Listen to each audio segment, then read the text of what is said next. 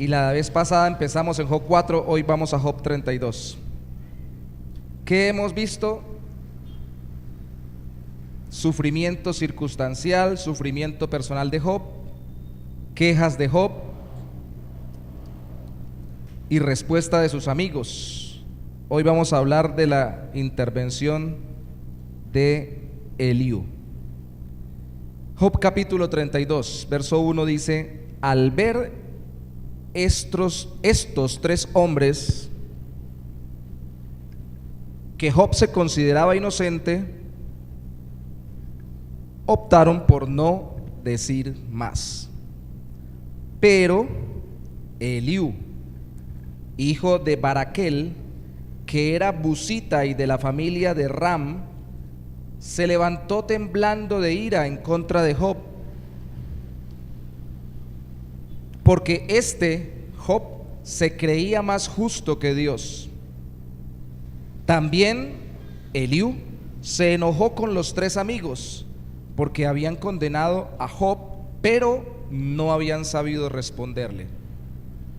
Como los amigos de Job eran mayores que él, Eliú había guardado silencio, pero finalmente se enojó al darse cuenta de que ellos no hallaban cómo responder, y armándose de valor tomó la palabra. Esto es lo que Eliú, hijo de Baraquel el busita, dijo. Hagamos una pausa allí, mis hermanos, meditemos un momento por lo que es o en lo que consiste la teología, porque en el día de hoy nuestro sermón es Dios y la respuesta del que busca defenderlo frente al que sufre. Teología significa estudio de Dios, entender quién es Dios para dar a conocer quién es Dios y vivir en relación con Dios. ¿Para qué sirve eso? Hay un campo de la teología que se llama la apologética, que significa defensa de la fe, de lo que se cree de Dios. Y en este caso, este señor Eliú, que era más joven que los amigos de Job, vio que había una discusión que involucraba al Dios de la fe de ellos, al Dios del Antiguo Testamento, y quiso entrar en la discusión sin ser de los amigos de Job, sin tener tanta edad como ellos, sin ser nada cercano a ellos, porque le interesaba que se tuviera bien claro quién es Dios. Quería tener argumentos para darlo a conocer, y no solamente para entender a Dios, sino para que los demás también lo entendieran. Realmente el estudio teológico, conocer a Dios, es una herramienta fundamental en las manos de quien usa esos argumentos bíblicos para glorificar a Dios y para que Él se revele o para que se dé a conocer. Quienes profundizan su estudio sobre cómo Dios se revela, mostrando su ser y su voluntad a través de la Biblia, y piden ayuda para ello, escucha esto, sin el afán por títulos o por reconocimientos, porque me llamen doctor, teólogo, maestro, o como sea que nos quieran como sea que nos llamen. Si no tiene ese afán, sino lo que quiere es que conozcan a Dios, se vuelven verdaderamente útiles, no solo para dar conceptos, sino para lo que necesitaba Job y para lo que debían ser corregidos sus amigos, para aprender a ser consolados y a consolar con la relación con Dios. Y ese tipo de personas son un ejemplo a seguir. No sé, hermanos, cuántas veces he escuchado esto, y lamentablemente de personas en las iglesias: eso es pura teología. A mí deme en Biblia. Y bueno, ¿de dónde saca la teología sus argumentos si no es de la Biblia, la teología bíblica? Otros dicen: no, esos son puras teologías o puros argumentos, pero nada realmente de vivencia. Bueno, se supone que el teólogo o el que entiende mejor a Dios es para que viva en relación con Dios y no para que viva lejos de Dios. Y se menosprecia el conocimiento y el entendimiento, y mi percepción a veces es que es porque somos negligentes o faltos de disciplina para profundizar en el estudio de Dios. No tiene usted que inscribirse en un instituto bíblico, simplemente tiene que ser diligente en desarrollar un estudio de la palabra de Dios y buscar que se le enseñe con las personas que Dios ponga a su alrededor para ello. Porque al final, como dijo un teólogo muy famoso en este lado del mundo que falleció ya, R.C. Sproul, todos somos teólogos, porque tenemos alguna idea de cómo piensa Dios y de cómo actúa Dios.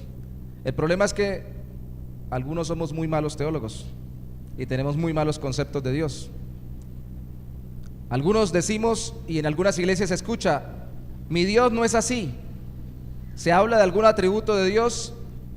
Recuerdo cuando estaba un predicador muy conocido también, director de una agencia misionera hoy, en una iglesia lo invitaron a hablar de Dios y empezó a hablar de todos los atributos de Dios, y cuando habló de la ira de Dios o la justa retribución de Dios sobre el pecado, una señora se levantó de medio de la iglesia y dijo, ese no es mi Dios. Se puso brava. Y él le dijo, pues sí señora, ese no es su Dios, pero ese es el que está aquí en la Biblia. Así que ¿qué hacemos? ¿Qué clase de Dios tiene usted? ¿Qué cuadro de Dios es el que usted concibe? ¿Qué atributos de Dios son los que usted contempla? ¿Qué características de Dios son las que usted encuentra de Él en la Biblia y con las cuales se relaciona? Es cierto, algunos hacemos más énfasis en unas que en otras, pero los énfasis no limitan los otros aspectos. Alguna vez también leyendo un libro de teología, dice que una persona llegó donde un hombre que era experto en artes marciales, y cuando lo vio pintando unos cuadros muy hermosos con unas flores hermosísimas y bellas, la persona le dijo, no puedo creer que usted, una persona que parte con los pies tablas, tenga tal delicadeza y cuidado para dibujar cosas tan hermosas como estas flores. A veces, por enfatizar un aspecto hasta de una persona, nos olvidamos que puede tener otros aspectos de su carácter que no conocemos, y eso con las personas. Ahora imagínese con Dios. Y a veces solamente queremos ver una faceta de Dios, y como estamos viendo cómo ser consolados en medio del sufrimiento por Dios, tenemos que concebirlo tal y como Él es, para que encontremos consuelo en aquellos aspectos que no hemos contemplado a profundidad. El conflicto personal del creyente que sufre y de la congregación de creyentes que tal vez solo quieren imponer su criterio debe ser enfrentado con un elevado concepto de Dios y de su voluntad, que solo viene por la iluminación del Espíritu Santo a través del estudio teológico de la Biblia. ¿Por qué teológico? Esa palabra no está en la Biblia, ¿para qué la dice? Porque sencillamente resume una verdad: escudriñar las Escrituras para conocer quién es el Señor. Eso es todo. Entender quién es Dios. Este Eliú nos muestra una persona que ha investigado y se ha relacionado con Dios y quiere darlo a conocer. Y tres cositas vamos a ver de un verdadero estudioso de Dios, alguien que verdaderamente conoce al Señor y que cuando ve que hay una discusión en torno al sufrimiento de alguien y que se está distorsionando de alguna manera quién es Dios por el sufrimiento, por las perspectivas personales, interviene. Primera cosa que vamos a ver es que el verdadero teólogo es tan apasionado como medido o prudente. En Job capítulo 32, lo que leímos enseña, versículo 3, que se enojó Eliú con los tres amigos. En versículo 2 dice que estaba temblando de ira en contra de Job. Y en el versículo 3, que se enojó al darse cuenta de que los amigos no habían hallado cómo responder. Estaba bravo Eliú. ¿Tenía problemas de carácter? ¿Es buena la ira o es mala? ¿Ah? ¿Quién nos dio la capacidad de airarnos? ¿Dios o el diablo? Hay otros temas también emocionales en nuestra vida que a veces los vemos raros, ¿no? ¿Quién nos dio la capacidad de celar, así como de airarnos? ¿Dios o el diablo? El celoso dice, Dios, Dios, Dios, no me eche al agua. Celos, incluso la Biblia se los atribuyen a Dios. en el sentido sano y santo de la palabra, para proteger y cuidar, no para dominar y dañar. Igual que la ira, ya lo dije al principio de mi sermón con respecto a la ilustración de aquel varón que predicaba, la ira santa de Dios, que no es caprichosa ni porque Él se desenfrena y vive como loco de lleno de ira, sino porque Él retribuye justamente al pecador por su pecado, también es una característica de Dios, y por eso tenemos la capacidad de airarnos y la capacidad de celar. Pero la mayoría, eso lo transformamos en pecaminoso. Dijo Juan Calvino: un perro ladra cuando su amo es atacado. Yo sería un cobarde si es atacada la verdad de Dios y permanezco en silencio. Algunos de nosotros seríamos malos perros, porque tan pronto estén atacando el amo dice: wow, me voy. En vez de decir wow, wow, wow, dice: wow, qué terrible, nos vemos. Al menos empezar a ladrar, dice lo que hace un perrito cuando ve que están atacando al amo. Se han dado casos donde el perrito, después de tratar de defender al amo y que lo han asesinado o que ha muerto de una enfermedad o de cualquier cosa, el perrito va incluso y si sabe dónde está la lápida y vio dónde lo enterraron, se queda allí y hasta triste está acompañando a su amo en la sepultura. Yo sé, hermanos, que a veces nosotros pensamos que son más inteligentes por estas cuestiones los animales que nosotros, pero es que sencillamente ellos reaccionan instintivamente y no cuestionan, y nuestra capacidad de cuestionar nos lleva a ver las cosas al revés en vez de verlas más claramente, y empezamos por el pecado en nuestro corazón a utilizar la razón para no involucrar el compromiso, para no apasionarnos por lo que debemos apasionarnos. ¿Ustedes se apasionan? ¿Se emocionan? ¿Qué les emociona? Muchas cosas. No vayan a revelar exactamente qué para no entrar en detalles acá. Pero alguna vez dijo un pastor, me dijo un hermano: es que yo canto así porque yo soy muy tranquilo, y yo oro así, ni hablo porque soy de un temperamento muy sosegado. Y ese pastor está en un país donde el deporte fundamental como Estados Unidos, no es Estados Unidos, pero como en Estados Unidos no es el más querido el deporte de deportes el fútbol, sino el béisbol. Y un día lo vi en un juego de pelota y cuando dieron el primer batazo, saltó y brincó y dije: ay, el medido, el tranquilo, el calmado, mírelo tan calmado, tan tranquilo. Yo soy muy así, yo no me apasiono así fácilmente. Vemos las emociones como nocivas. De hecho, yo enviaba ayer, y quien quiera lo puede ver también, lo puse en el WhatsApp del grupo de la iglesia, en el grupo de WhatsApp de la iglesia, unos videos de un seminario teológico que se llama Tercer Milenio. En pandemia y antes de pandemia me puse a estudiar con ellos, terminé el curso, pero algunos videos los tienen fuera del curso, dentro de YouTube, y como empezamos a ver la materia de doctrinas en el Instituto Bíblico, le dije: vean este video donde muestra al hombre, el primer video, que es teología, y dice algo muy bonito. No solamente habla de ortodoxia, sino también de ortopraxia y de ortopatía. ¿Qué es esa cosa? Ya salieron con palabras enredadas. ¿No ve que ese es el trabajo del teólogo? Poner palabras raras. Hoy Brian estaba tratando de explicar por qué decimos pacto de gracia, pero hoy no dice pacto de gracia en la Biblia, pero aquí lo estamos enseñando. Porque como en la medicina, como en la abogacía y por lo general en la teología también, con el idioma latín en un principio, que era el idioma del Imperio Romano, que fue el que se extendió, se quiere sintetizar en pocas palabras, ojalá en una sola, todo un concepto para poder hacer que la persona comprenda mucho mejor los asuntos que están en la Biblia. Y esto de orto no es otra cosa sino sano o correcto, y ortodoxia no es otra cosa sino correcta enseñanza. Pero es que no solamente tenemos que tener claro lo que hay que enseñar, hay que tener también claro lo que hay que hacer, ortopraxis, práctica correcta. Pero también hay que tener claro lo que hay que sentir, ortopatía, correcto sentimiento, correctas emociones, correctas pasiones. Yo sé que en la Biblia aparece muchas veces que las pasiones son pecaminosas, pero también en la Biblia aparece apasionadamente aquí Eliú queriendo sacar en alto quién era Dios en medio de la discusión, y aparece en el capítulo 21 versículos 12 y 13 a nuestro Señor y Salvador airado, volcando la mesa de los cambistas, apasionado y con ira expulsando a los vendedores o a los mercaderes, porque la casa del Padre Celestial la habían convertido en casa o en cueva de ladrones. Y uno dice: Señor, compostura, calmado, tranquilo. No.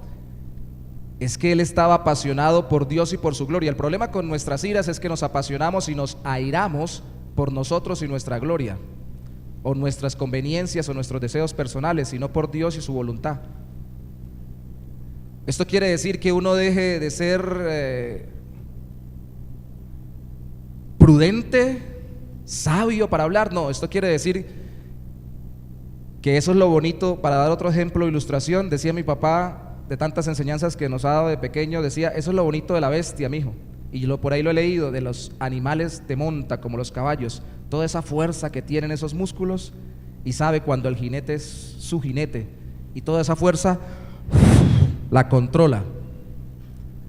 Que sea tan apasionado como para no quedarse callado o para no dejar de intervenir cuando se está distorsionando a Dios y a su voluntad, pero que también sea tan medido, tan prudente para hacerlo de tal forma que pueda ser entendido y no ofender, sino más bien encontrar la forma de que sea escuchado y Dios sea conocido. Pero a mí me asalta la duda: ¿qué es lo que nos hace airar a nosotros? A veces no nos da nada. Yo les decía ayer a los hermanos de Lebrija que cuando yo empecé a caminar en el Señor, al poco tiempo, por la gracia del Señor, me empezaron a poner a dar unas clases en el instituto de la iglesia, y por la gracia del Señor empecé a ver temas que yo estaba asombrado de tantas cosas que enseña la Biblia sobre Dios, pero empecé a encontrarme con gente que predicaba doctrinas falsas rapidito. Y habían días en que me encontraba con personas en la buceta, en un lugar o en otro. Un día me encontré con una persona que entiendo yo que era gnóstico, cuando yo le estaba vendiendo a una señora en una tienda, bodega para los hermanos de Venezuela, una tienda, que le estaba explicando a la señora y gritaba, y para que todo el mundo escuchara, que era lo tremendo, por qué el relato de Génesis del pecado original no era como lo interpretábamos, y hasta con términos y conceptos sensuales y grotescos, por no decir groseros, reinterpretaba el fruto del bien y del mal. Y yo estaba ahí queriendo venderle a la señora. Yo no quería problemas. A mí no me gusta meterme con nadie, en serio. Ojalá ni me miren. Pero dijo unas cosas. Entonces, ¿yo qué hacía? Como buen perro tiene uno que ladrar, ¿no?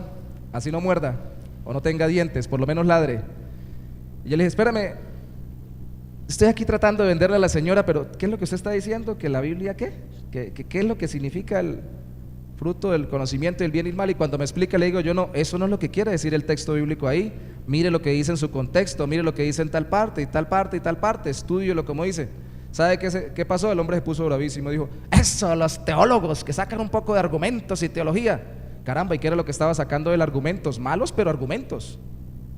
Y enseñan, y la gente se pone brava. Y el argumento, como pasa hoy en día muchas veces, es que ustedes, con esa cantidad de conceptos y enredos que hacen en la cabeza, he tenido hasta hermanos en Cristo, compañeros ministeriales, que me han dicho lo mismo. Me dicen: pero es que aquí el texto dice tal cosa. Le digo: pero esperemos, leámoslo. Yo no quiero llevarle la contraria, leámoslo a ver si dice eso, como lo está interpretando. Pero es que con tanta teología, es que leen libros y libros para después interpretar la Biblia y todo lo demás. Y yo le pregunto, alguna vez me pasó con un pastor, le dije: pero usted no lee libros, pero usted escucha predicadores. Escucha a Dios. Sí, escucho a fulanita, a sutanita, perencejita, a sutanito también. Bueno, no lee, pero escucha a otros para interpretar la Biblia. El asunto no es si realmente yo tengo conceptos previos para entender a Dios y su voluntad, es de dónde los saco, quién me los enseña, cómo los manejo, y si realmente cuadran con lo que dice la Biblia de Dios. Y si me incomoda cuando Dios es mal enseñado o mal conocido. De nuevo me preocupa, porque yo creo que muchos de nosotros no nos alteraríamos muchas veces si escuchamos cosas así, pero sí nos alteramos si nos llevan la contraria.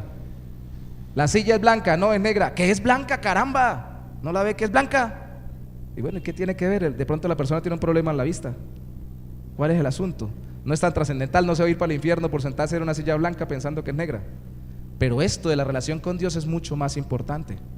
Y nos metemos a veces en discusiones tontas. En estos días que hemos estado en consejería, el común denominador para las personas aconsejadas y para los consejeros, lo que vemos es que las grandes peleas y los grandes pleitos o discusiones entre parejas, entre familia y alrededor del ser humano, especialmente las iglesias, es por cosas no fundamentales, cosas tontas que no tienen ningún sentido.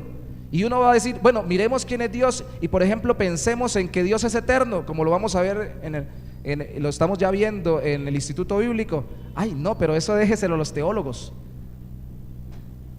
Y si le gusta ponerse a pensar si el partido tal o el partido tal político, o si el partido de fútbol es a favor de fulanito, de sutanito, si le gusta tal equipo o tal otro, y hasta se agarra a discutir por eso.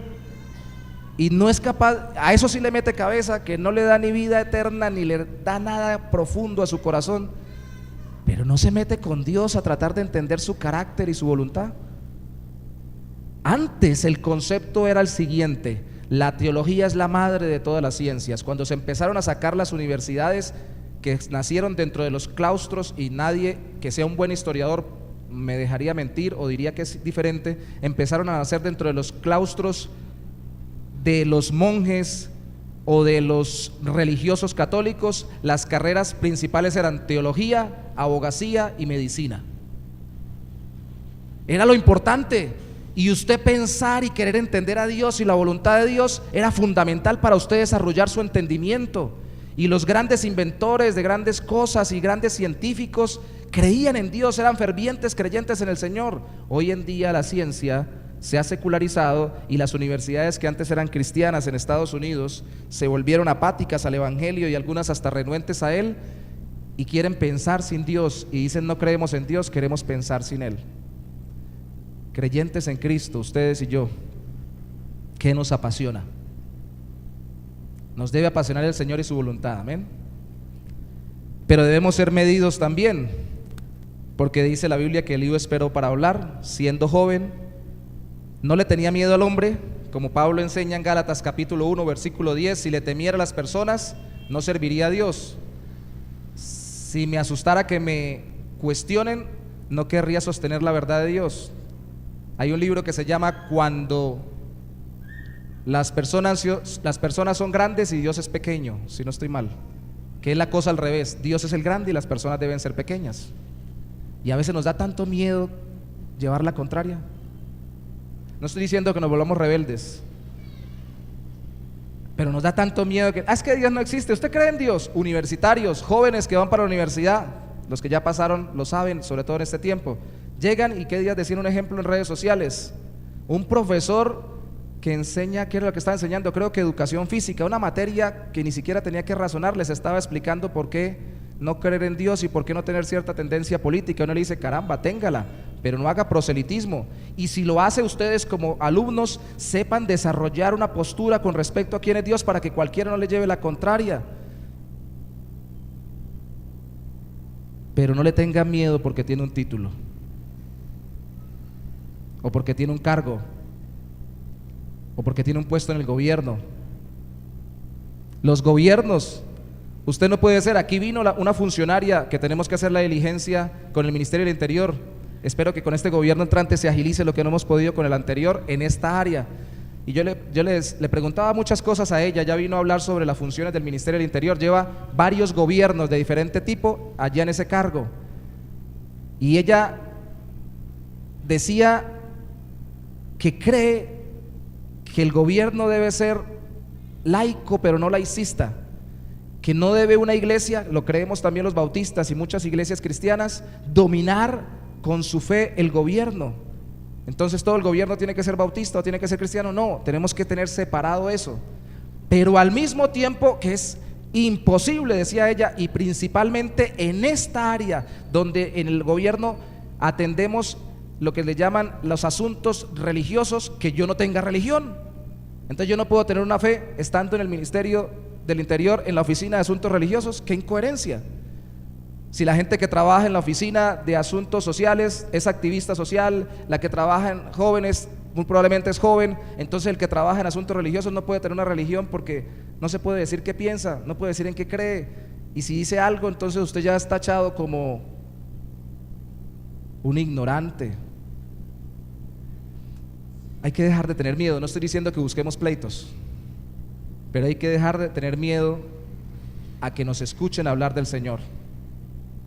Senadores en diferentes tiempos de gobierno, ahora en este que viene también, y hay unos nuevos que están ingresando, o congresistas hablando en contra del divorcio, en contra de la adopción de matrimonio gay, incluso tratando de reversarlo, el matrimonio gay y otras cosas más que son contra la Biblia. Lo están haciendo con argumentos lógicos, filosóficos, éticos, para que no crean que son solo argumentos religiosos. Pero algunos de ellos que realmente tienen una fe en Cristo, no les da miedo que les digan, pero usted cree eso porque es cristiano. ¿Y cuál es el problema que sea cristiano? O sea, yo puedo decir soy satanista con cualquier tranquilidad y decir yo manejo la Biblia negra, o yo puedo decir yo soy musulmán con cualquier tranquilidad y decir yo me sujeto al Corán, pero decir yo soy cristiano y me someto en norma de autoridad y fe a lo que dice la Biblia, sin ser ilógico, queriendo aplicar un concepto científico moderno a ciertos criterios bíblicos, pero entendiendo que eso es lo que rige mi corazón y mi vida, y no puedo sostenerlo cuando todos los demás sí. Yo puedo ser ateo y decir no creo en nada ni en nadie, pero no puedo ser cristiano y creer en Dios. ¿Se dan cuenta por qué sufre nuestro corazón cuando tenemos problemas o dificultades? Tal vez porque no estamos apasionados con Dios, que es el que nos consuela en medio del sufrimiento, sino que estamos apasionados con lo que estamos perdiendo en medio de las dificultades. ¿Cuánta gente todavía hoy le está reclamando a los jugadores de la selección Colombia? Algunos los amenazaron, gente que no tiene vida. Pareciera que no tuviera otra cosa sino hablarle a otros por internet.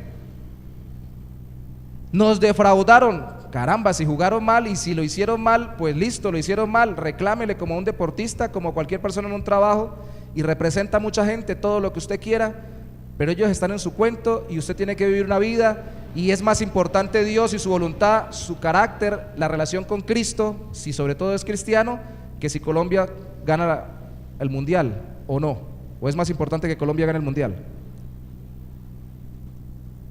¿Lo pensamos un ratico? ¿Qué es mejor, que Cristo venga o que Colombia quede campeón del mundo de fútbol? Pues uno dirá, pero esas preguntas son tontas. Ah, caramba, pero en la práctica, ¿qué le apasiona? ¿La venida de Cristo, que la selección Colombia quede en el mundial? Y a mí me encantan los partidos y grito con los partidos también. Pero no puede ser posible que yo esté tan apasionado por lo temporal y por eso cuando lo pierdo o tengo un daño circunstancial sufro tanto, porque Dios no es mi pasión. Apasionado y medido. El verdadero teólogo también es comprensivo y claro. Vaya conmigo al capítulo 33. Vamos a saltarnos el resto del 32. Dice: te ruego, Jehová, que pongas, versículo 1, 33:1, que pongas atención a todo lo que tengo que decirte. Perdón, te ruego, Job, discúlpeme, te ruego, Job. Le está hablando Eliú a Job. Te ruego, Job, que pongas atención a todo lo que tengo que decirte. Le está hablando Eliú a Job. Te ruego, Job, que pongas atención. Verso 2: abriré mis labios y diré lo que yo tengo ya en la punta de la lengua. Mis palabras brotan de un corazón sincero, y lo que me oigas decir no lleva mala intención. Mire que el hombre era bien intencionado. ¿Recuerdan lo que pasó con los amigos de Job? Todo lo que decían, cosas muy correctas sobre Dios, debajo o detrás tenían el concepto: este tipo está sufriendo porque tiene un pecado escondido. Este hombre no quería juzgarlo a la ligera. Dice: el Espíritu de Dios, verso 4, me ha creado, el soplo del Todopoderoso me dio vida. Veamos si puedes responderme, ordena tus palabras y enfréntate a mí. Porque estaba enojado, porque vio que Job había llegado a un límite donde ya estaba cuestionando a Dios. Verso 6: por Dios, yo soy igual que tú, Job. También yo fui formado del barro. Ante mí nada tienes que temer, pues no descargaré mi puño sobre ti. Eso es tan necesario cuando uno quiere hablarle a alguien. Eso expresa comprensión. Es distinto, ¿no? Es diferente. Alguien está sufriendo y usted le dice: pero a ver, ¿qué le está pasando? Lo vimos la semana pasada, usted no era así, y usted es un cristiano. ¿En qué es lo que está quedando? No, no, no, los cristianos nos portamos de esa manera. A que yo diga, me acerque a alguien y le diga, yo también sufro de esas cosas. Y si no estoy caído como usted en esta área, estoy tentado y podría caer. Y esta ha sido mi experiencia. Es distinto. Ah, bueno, este es uno que sabe qué es lo que estoy pasando y que no viene de una a condenarme, sino que viene a identificarse conmigo y con el cual puedo tener confianza e intimidad. Yo soy barro igual que tú. Yo también peco como tú.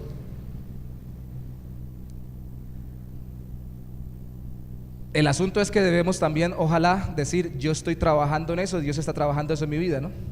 Porque se pasa lo que alguna vez un pastor comentó, me acuerdo ahora, llega y le dice, ay pastor, yo vengo que me ayude porque en mi iglesia me están tratando muy mal y mi mujer me pega y las finanzas están malas, y el otro le dice, ay, a mí también, y se abrazan los dos y empiezan a llorar.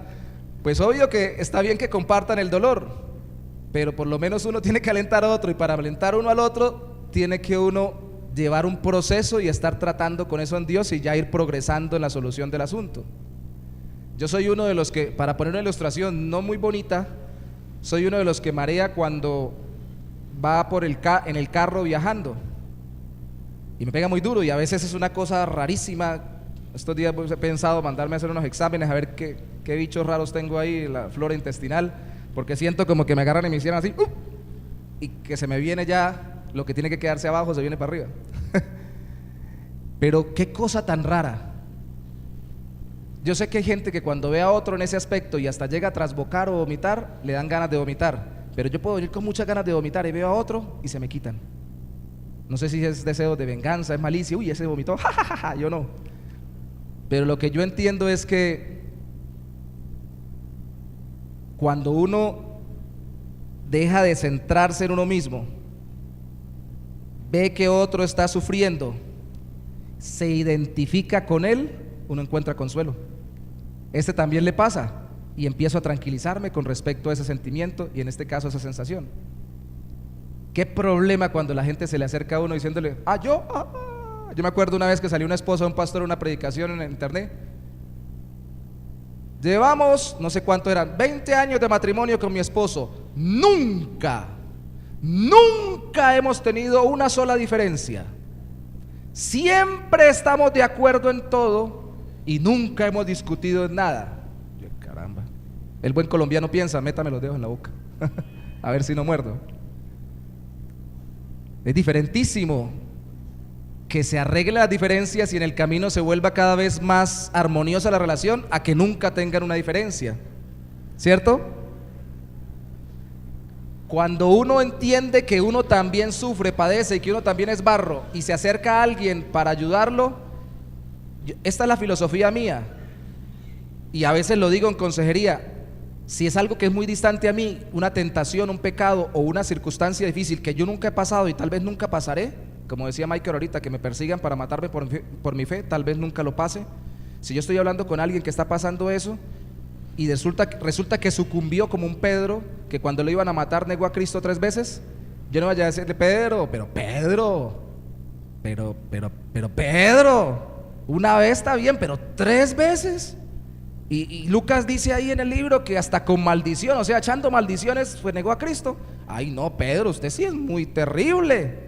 Pedro podría voltearse y decirle uno, pero ¿y usted cuándo lo han amenazado de muerte por su fe en Cristo? A ver, dígame. No, pero yo creo que yo no lo haría. Si usted cree, espere a que le tiemblen los calzones cuando esté enfrente de una amenaza. El asunto es que es mejor acercarse como Cristo se acercó a Pedro. ¿Se acuerda cómo lo restauró Cristo a Pedro, cierto? Cristo. Y nosotros podríamos decir en nombre de Cristo. Cristo le dijo a Pedro 3 veces, porque 3 veces lo había negado, ya resucitado: Pedro, ¿me amas? Pedro, ¿me amas? Pedro, ¿me amas? No le dijo, Pedro, qué terrible. Le dijo, Pedro, ¿me amas? Uno le puede decirle, ¿usted ama al Señor? Sí, usted lo negó, usted cayó, usted pecó, usted se está descarriando, pero usted quiere caminar con el Señor, usted ama al Señor, usted entiende que Él es su Salvador. Sí, yo lo amo, yo quiero caminar con Él. Bueno, vamos a trabajar en ello. Vamos a acompañarnos y vamos a tratar de salir de esto juntos, porque yo también soy tentado en eso que yo nunca tal vez caería, y esta es mi filosofía. Pienso yo tal vez en las circunstancias de esa persona, en las de Pedro, y con el carácter más parecido como el de él, tal vez yo no lo hubiera negado 3 sino 10 veces si fuera el caso. Tal vez yo no hubiera reaccionado así, sino peor. Eso es para comprender al otro. Y así se acercó Eliú.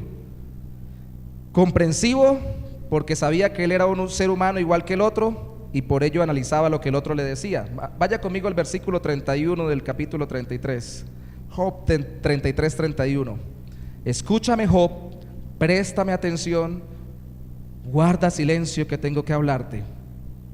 Si tienes algo que decir, verso 32, respóndeme que yo quiero demostrar tu inocencia. De lo contrario, escúchame tú a mí, calla y déjame enseñarte a ser sabio. Job, es en serio, yo quiero entender. ¿Recuerdan lo que hablábamos la vez pasada? Explíqueme qué está pasando. Yo no quiero apresurarme a juzgarlo, pero si no va a dar razón y si no vamos a llegar a la conclusión de que realmente no hay explicación para lo que usted sufre, déjeme y le explico cuál es mi perspectiva. Eso es diferentísimo. A ver si le sirve y puedo ayudarlo en algo. Ser comprensivo es mejor que saber muchas cosas. Es saber aplicar todos los conceptos que tengo de Dios y de su palabra para tratar con otros. Pero también tengo que ser claro y mostrar que Dios es soberano para actuar y que de una u otra forma nos previene en medio de cualquier dificultad. Vaya conmigo a Job capítulo 33, pero devuélvase al versículo 14 y le explica Eliú a Job. Dios nos habla de muchas maneras, pero nosotros nunca entendemos. El problema es que nosotros no ponemos cuidado. Nos habla en sueños, dice el verso 15, en visiones nocturnas. Cuando el sueño nos vence y nos dormimos, entonces nos habla al oído y nos indica lo que debemos hacer, para que nos apartemos del mal y dejemos de lado la soberbia, para que nos libremos de la tumba o de sufrir una muerte violenta. Verso 19, Dios nos corrige con enfermedades y con fuertes dolores de huesos, hasta llegamos a aborrecer la comida y por deliciosa que sea, no se nos antoja. El cuerpo se nos va enjutando, significa enflacando. Esa es una de las palabras que casi no usamos, que está en esta versión. Después hablaré con los traductores. Se nos va enjutando hasta dejar de ver todos nuestros huesos. Hasta dejar ver, todos nuestros huesos, que se va la piel, se va el músculo, como pasó con Job, y se quedan viendo los huesos. Cuando nos vemos al borde del sepulcro y llegamos a las puertas de la muerte, a veces viene un ángel bondadoso, uno entre mil, que intercede por nosotros y da a conocer nuestras buenas acciones. Se compadece de nosotros y le dice a Dios: no le dejes caer en el sepulcro, que ya he encontrado cómo rescatarlo. Su cuerpo recobra la lozanía de un niño y vuelve a regocijarse como en su juventud. Entonces ora a Dios y en su bondad Dios le deja ver su rostro y le devuelve la alegría y lo restaura de su estado anterior. Entonces canta ante sus semejantes y reconoce su pecado y su injusticia y admite que no sacó ningún provecho. Entonces Dios lo libra del sepulcro y le hace volver a la luz, a ver la luz. Esto es lo que termina el libro de Job registrando, que pasa que vuelve Dios a restaurar a Job mejor que su estado inicial. Pero mientras tanto, ¿qué está haciendo Dios? Según lo que dice Eliú, con su enfermedad enseñándole, como cuando en sueños enseña. Es decir, Dios nos deja de estar con nosotros y especialmente con los cristianos en medio de la dificultad e incluso antes, para que sepamos que lo que nos va a suceder y lo que nos está sucediendo, Él da testimonio en nuestra conciencia, es porque nos está dejando entender mejor su voluntad y nos está enseñando algo para nuestra vida. ¿Qué aprende uno de Dios cuando está enfermo? ¿Qué aprende uno de Dios cuando está en dificultad? Aprende que todo obra para bien. Aprende uno que el carácter debe ser formado en medio del dolor. Aprende lo que leía, Michael leyó Hebreos, ¿cierto? Al principio, Hebreos capítulo 5. Aprende que el mismo Cristo, como se hizo ser humano, sin pecado concebido, diferente a nosotros, tuvo que aprender a través del padecimiento, aprender a través de la obediencia, a ser perfeccionado por medio del padecimiento y del sufrimiento, y a ser mejorado como ser humano. ¿Era porque era malo? No, era porque estaba cumpliendo hasta la perfección lo que se le encargó. Entonces avanza, progresa, mejora, se hace mejor persona. Pregunta: ¿cuál de todos los buenos personajes bíblicos que Dios ha usado mucho, sufrió poco. Uno que se destaque, que no haya sufrido nada. El personaje principal es nuestro Señor y Salvador Jesucristo, y nadie sufrió como Él, ¿no? Aunque fuera menos en tiempo, fue más en intensidad, sufrió por todos nuestros pecados. Dígame usted, Moisés, 40 años en el desierto y 40 años con un poco de gente que era rebelde y dura de servir, según dice la Biblia. Dígame usted, Elías, que llegó a un estado de depresión donde quería que Dios lo matara y lo perseguía la reina de la época con una cantidad de gente para matarlo. Dígame usted, Jeremías, que se le llega a llamar el profeta llorón, que lo buscaron para matarle, lo metieron en una cisterna y lo querían ahogar, y que termina escribiendo el libro de Lamentaciones, viendo entre otras cosas como cuando lo sitiaron las mujeres se comían a sus propios hijos, y él lloraba por eso, por la situación tan terrible del sitio.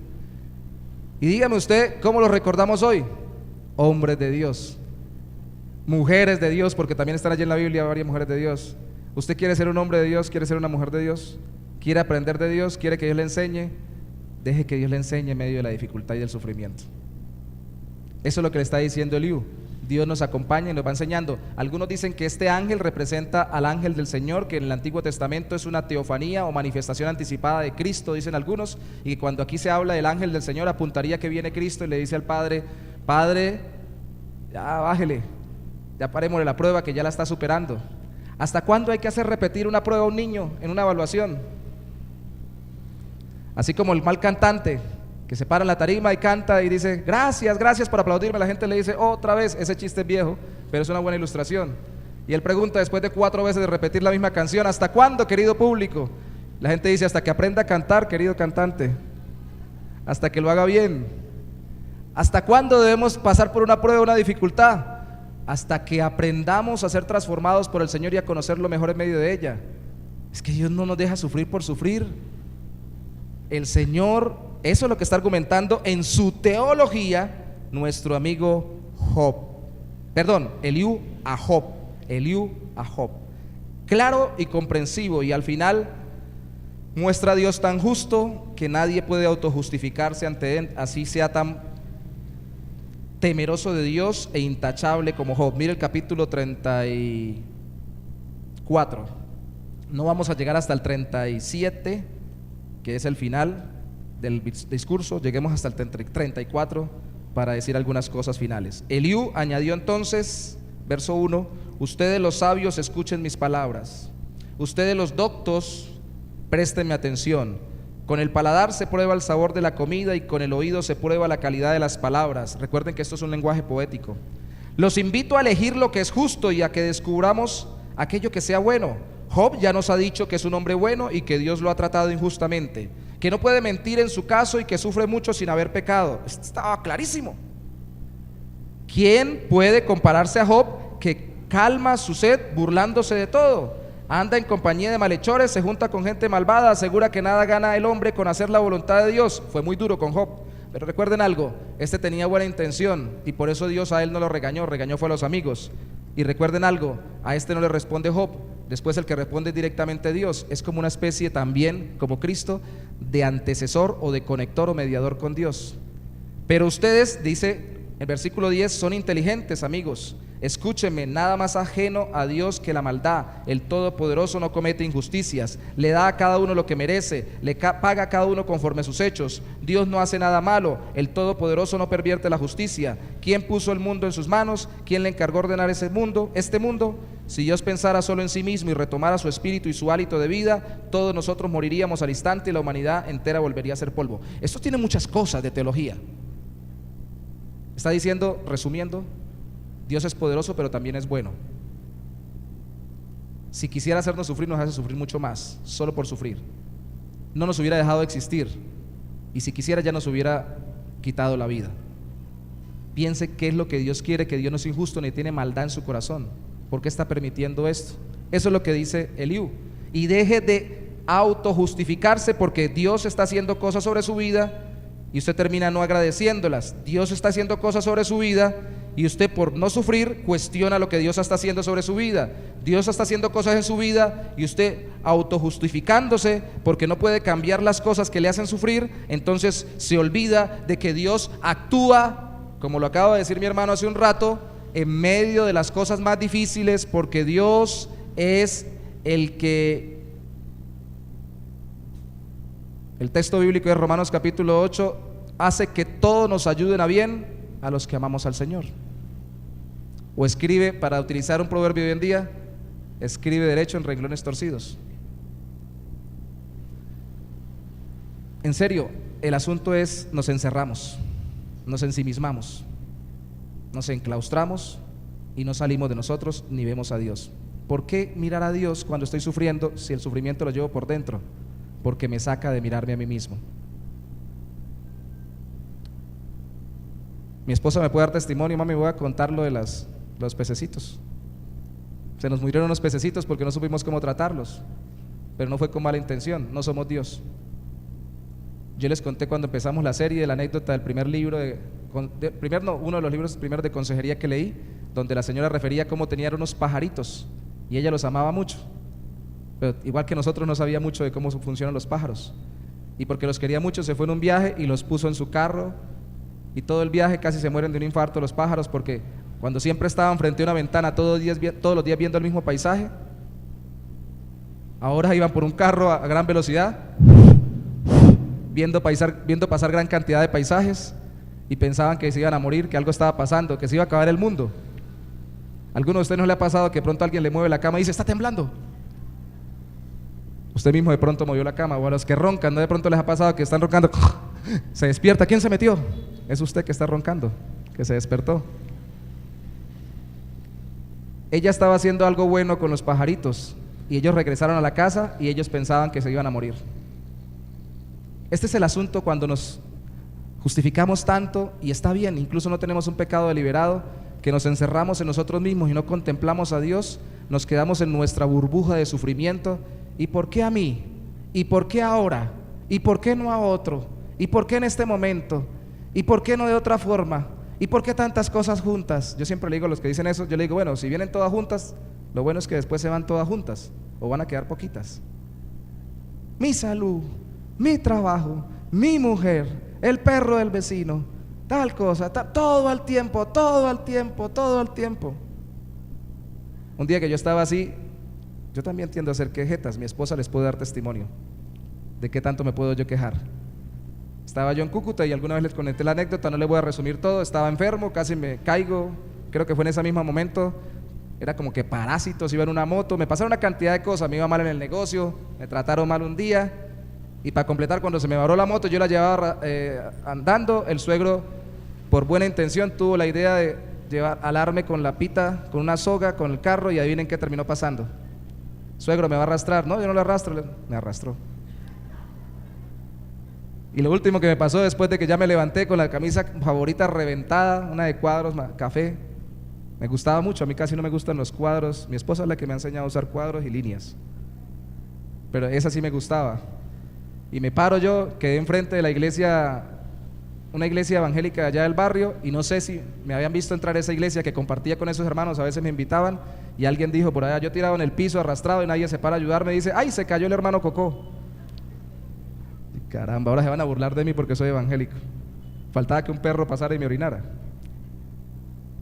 ¿Qué está pasando ahí? Tengo dos opciones: mirar arriba y decir: Señor, ¿qué estás tratando conmigo?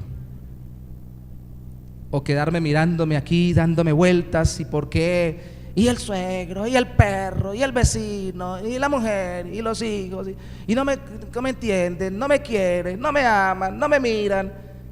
Y decimos que son las mujeres que tienen memoria de elefante, pero a veces los hombres también. Y es que hace 45 años, cuando yo estaba en tal lado, es que usted me dijo tal cosa y me hizo tal otra, y ay, caramba, otra vez vuelve el perro arrepentido, y otra vez a sacar todo lo viejo.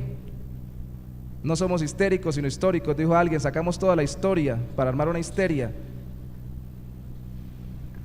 Encerrarnos para justificarnos nos perjudica, porque nos evita ver a Dios y todo lo que ya está haciendo. Ya Dios está obrando.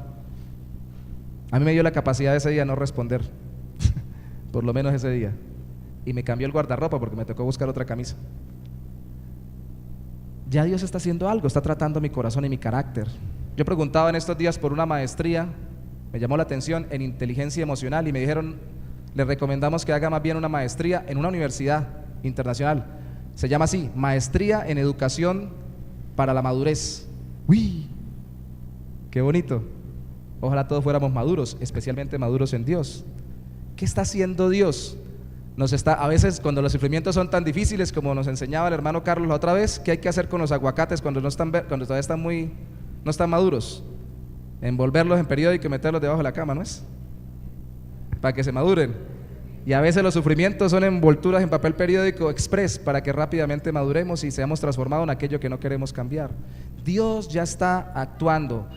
Excusarnos o autojustificarnos no va a impedir que Él actúe, no va a impedir que Él quite las circunstancias, pero sí va a retrasar nuestro proceso. Y recuerden que es hasta que pasemos la prueba y hasta que seamos transformados que estaremos en Él. Luego vendrá otra prueba, luego vendrá otra, pero necesitamos pasarla. Al final, ya prescindo de los demás capítulos, usted los puede leer ya cuando empieza a hablar Dios. Aquí lo vemos ya. Termina hablando muy parecido Eliú a Dios. Cuando escuchemos hablar a Dios las siguientes semanas, y venimos con el favor de Dios dispuestos, vamos a ver que Dios hace muchas preguntas. Lo que dijimos en un principio, Eliú también preguntó bastante a Job para que se cuestionara. Pero termina Eliú mostrándole a Job a Dios en la naturaleza. Mira lo que Dios ha hecho, mira cómo es su grande obra, mira cuán poderoso es el Señor. Y esto no es materialismo o idolatría al medio ambiente, esto es una realidad. Caramba, a veces para salir de nosotros mismos, salga de la casa. Aquí estoy sufriendo. ¿Y dónde está? En el rinconcito de la habitación, pegado al lado donde siempre lloro. Pues sálgase del rinconcito, vaya echando para la puerta, camine un poquito más, abra la calle y vaya para un parque y siéntese al lado de un árbol. Respire, mire los pájaros, mire los árboles y recuerde que Dios los sostiene a todos y que usted no se le ha salido de las manos. Dios es poderoso para sostener su creación, tiene que buscarlo a Él en medio incluso de la naturaleza y encontrará consuelo. Eso sí que lo va a decir Dios cuando le conteste a Job, esto que empezó a hacer Eliú. Por eso le decía que es como una transición. Y si usted quiere ser de los que hace apologética sencilla, es decir, quiere defender a Dios o busca que Dios no quede mal enseñado, no porque Dios no pueda defenderse o Dios se vaya a amargar porque la gente no lo conozca, sino porque usted quiere que Él sea bien conocido y quiere hablarle a alguien que está sufriendo y que por su sufrimiento malinterpreta a Dios y a su voluntad, tiene que tomar estas reflexiones que hemos hecho sobre la forma en que lo hizo Eliú: ser apasionado por la verdad de Dios y ser medido y prudente en su carácter, ser comprensivo con la persona que sufre, pero ser claro mostrando a Dios y su voluntad, para que de tanto mostrar lo glorioso, lo grande, poderoso y bueno que es Dios, la persona se salga de su problema, se salga de sí misma y sea consolada por la misma presencia del Señor en Cristo. ¿Qué decía Cristo cuando iba a morir? Le decía a sus discípulos: por el gozo puesto delante de mí es lo que voy a sufrir. La satisfacción de glorificar a mi Padre, y lo dijo, oró: glorifícate, Padre, cuando iba a morir en la cruz. Porque Dios se ha exaltado, eso me consuela y puedo pasar todo lo que tenga que pasar. Dios sigue siendo justo y soberano, aunque nuestras circunstancias nos parezcan injustas y descontroladas. Resuelva sus dudas y conflictos al conocer más al Dios de la Escritura por la fe en Cristo. Deje de autojustificarse y de autocompadecerse y ayude a otros a ver glorioso a Cristo en medio de sus conflictos. Postdata: sufrimos más cuando ayudamos menos a otros en sus sufrimientos. Sufrimos menos cuando ayudamos más a otros en lo que sufren por la fe en Cristo. Póngase sobre sus pies, por favor, vamos a orar. Recomendación: si no se sale de su propio corazón y busca a Dios, o no ha podido saber cómo hacerlo, busque a otro que esté sufriendo y acompáñelo en su sufrimiento en el nombre del Señor. Así va a aprender, así vamos a aprender. Señor, te damos gracias por todo lo que nos has enseñado de ti en tu palabra, de tu amor, de tu gracia, de tu bondad y de tu misericordia. también de tu santa ira, de tu justicia, de tu poder, de tu gloria. Queremos pedirte, oh Santo Dios, que nos ayudes a conocerte en medio del sufrimiento y a darte a conocer en medio de los que sufren, para que puedan tener una visión más clara de ti conforme a tu palabra, para que puedan escapar del sufrimiento que produce el ensimismarse y autojustificarse, y para que nosotros también, con la ayuda de otros, podamos escapar del encerramiento de nuestras propias emociones y podamos no solo entender lo correcto de ti, sino también sentir correctamente, y que nuestras emociones sean reguladas y dirigidas por tu gloria y no por nuestras circunstancias, y así podamos actuar conforme a tu voluntad, encontrando consuelo en todo momento. Te lo pedimos en el nombre de Jesús. Amén